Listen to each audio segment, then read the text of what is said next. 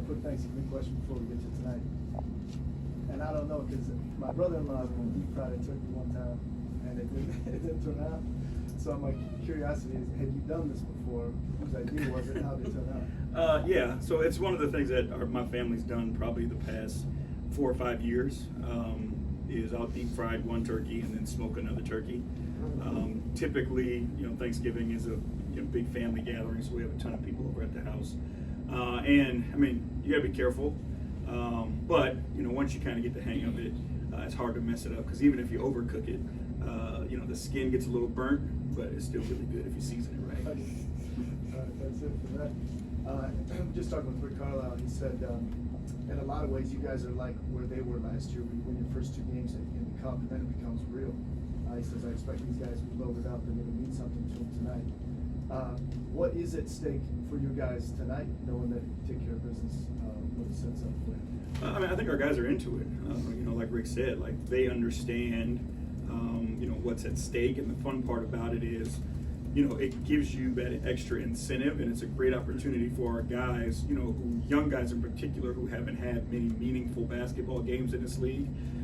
So it gives them an opportunity to feel, what it's like when something is on the line, to understand that pressure, to understand the importance and valuing every single possession, not wasting possessions offensively with turnovers, trying not to give teams extra opportunities on the glass, like understanding how important winning, the possession battle is, free throws, all those things that, screens, the details of everything, those are all heightened a little bit more in games like tonight. So it's a great experience for our guys. JB, are there any updates you can share on Cade and Tobias? I will not share updates with you. When you look at the performance in Memphis a couple of nights ago, how much of that early on did anything have to do with pace, given that Memphis is a team likes to get up and down a little bit? It seemed like you guys were playing the pace about it pretty well, and then things kind of began to change in the second quarter. It was the pace and movement, right? And we've talked about this plenty of times, like, styles dictate the fight. And we did not dictate the style of that fight. We got ourselves caught up because I think early on in the first quarter, things were going really well for us and it was coming pretty easy. But that's just not who we are, right? And that's who they are, and they were able to sustain it for 4 quarters, and we struggled with that. So, we have to do a better job of making sure, no matter the circumstances, we continue to, play in our identity and not try to get caught up in other teams. Obviously, how is Jaden grown this year? Obviously, he's a Purdue guy. Obviously his numbers are a whole lot better across the board. What did you see from when you first got a hold of him, and how did you see him just grow the ball? I think he's simplified the game. The reads that he's making are clear reads. He's understanding the pattern of how teams defend him and what his options are. He's been able to use his speed to his advantage while slowing the game down around him. Now, he can still beat his man at pace, but he understands the low man help and what the outlets are. So, the game isn't sped up for him, although he is, playing and using his speed more. I think you're up to 13th in defensive rating. What's been the process in making that a strength for this group and maybe getting your system fit with them?